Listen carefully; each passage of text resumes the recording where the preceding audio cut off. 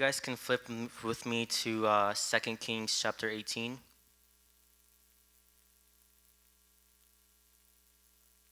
2 Kings chapter 18. 2 Kings chapter 18. And this is the story of Hezekiah. I love Hezekiah. I love the Old Testament. And basically, to recap the story, the Assyrian king, he's conquering a lot of kingdoms in the area right now. Well, not right now, but in that time. And so he marched up to Jerusalem and Hezekiah's kingdom with an army. And so I believe that the situation that Hezekiah was in and Jerusalem was in at that time is a situation that a lot of us go through in our life. And so I just kind of want to, this is going to be like a word of encouragement to you guys that are in that kind of situation. And so, so I will read from verse 28 in 235, and I will pause along and kind of talk about it. So it says, this is the Assyrian king speaking, he sends a messenger. It says, "Thus says the king, do not let Hezekiah deceive you, for he will not be able to deliver you out of my hand. Do not let Hezekiah make you trust in the Lord by saying, the Lord will surely deliver us, and the city will not be given into the hand of the king of Assyria." And I want to pause there for a second. And so I feel like, so Hezekiah's in a situation, he's kind of almost in a dead-end situation where, the enemy's at his footsteps, at his front door with an army about to attack him. And so a lot of us are often also in similar situations, such as, maybe you're in an addiction and the devil is tempting you, or you're about to make a ground-changing decision in your life or something, and the devil is really hitting you hard or something.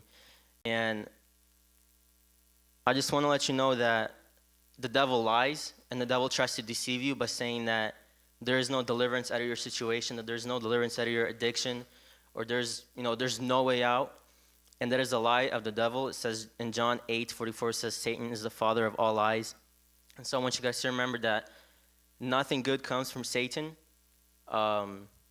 He's unable to produce any good. Only all good comes from God.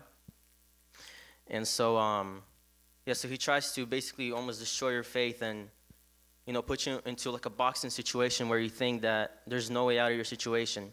But the truth is that, God delivers everyone, no matter what.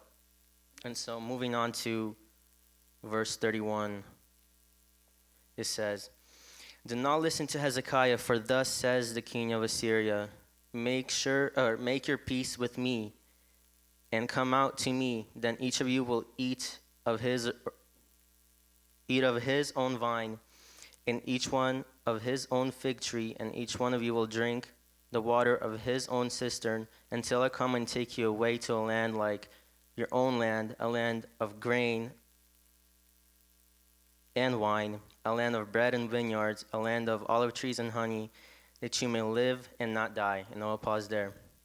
And so in those situations, the devil almost, like it says, he kind of wants to befriend you and, give you the worldly things and tempt you and give you things that the flesh wants.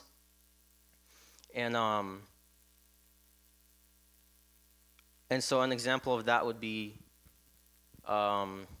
it's a pretty relative example to all of us, I think, is like, for example, when you get a job or something and the company offers you a lot of money, crazy benefits, set you for life, but you're going to miss a lot of church. I think we all went through that example in life. And 1 John 2:15 says, "Do not love the world or anything in the world. If anyone loves the world, love for the Father is not in them." And so, when you're in a situation like that, always try to choose God first and do not go for the things of this world, because one thing that I have to remember, like in a job situation, is God provides for you, and your job is a tool that God uses to provide for you. So if you choose the tool that God did not intend for you, you will not have any blessing out of that. And so, yeah, so remember, God is your provider and not your job. And so moving on to second half of that verse where I left off, going down to 35. It says, "And do not listen to Hezekiah when he misleads you by saying, 'The Lord will deliver us.' Has any of the gods of the nations ever delivered his land out of the hand of the king of Assyria? Where are the gods of Hamath and Arpad? Where are the gods of Seraphim, Hannah, and Eva? Have they delivered Samaria out of my hand? Whom among all the gods of the lands have delivered their lands out of my hand, that the Lord should deliver Jerusalem out of my hand?"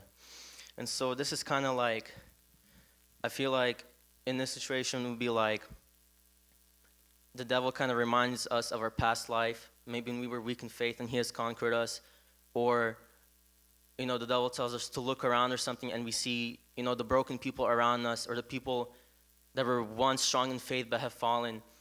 And, he may convince you like, oh, look how strong he was in faith, but he has fallen. What are you, And so my call to you guys is, do not be discouraged by the broken people around you or the people that have fallen.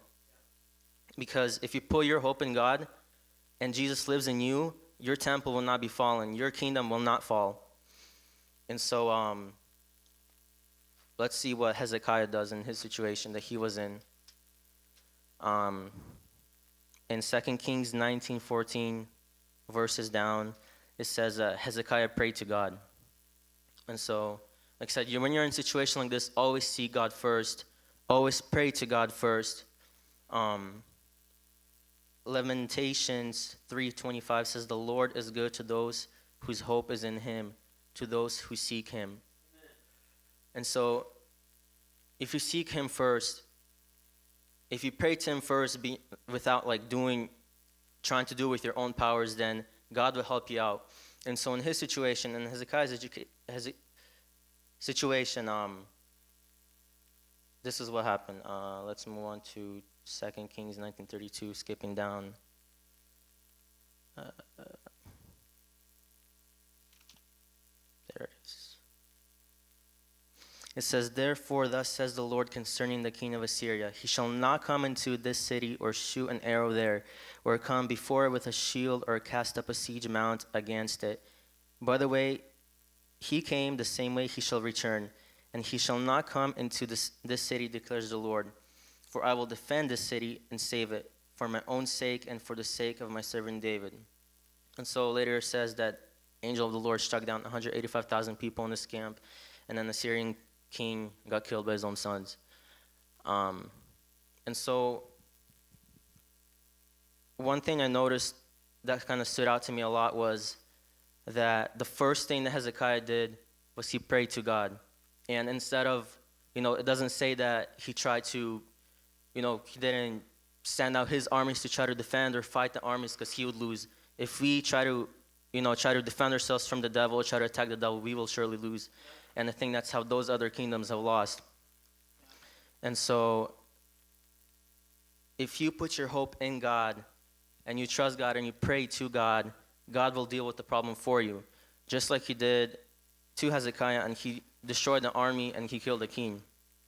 And so in conclusion, if you're in a dead-end situation and you think there's like no way out, the devil has got you, just put your hope in God and pray to God, and don't try to do it on your own. And God will surely come through and, solve the problem for you.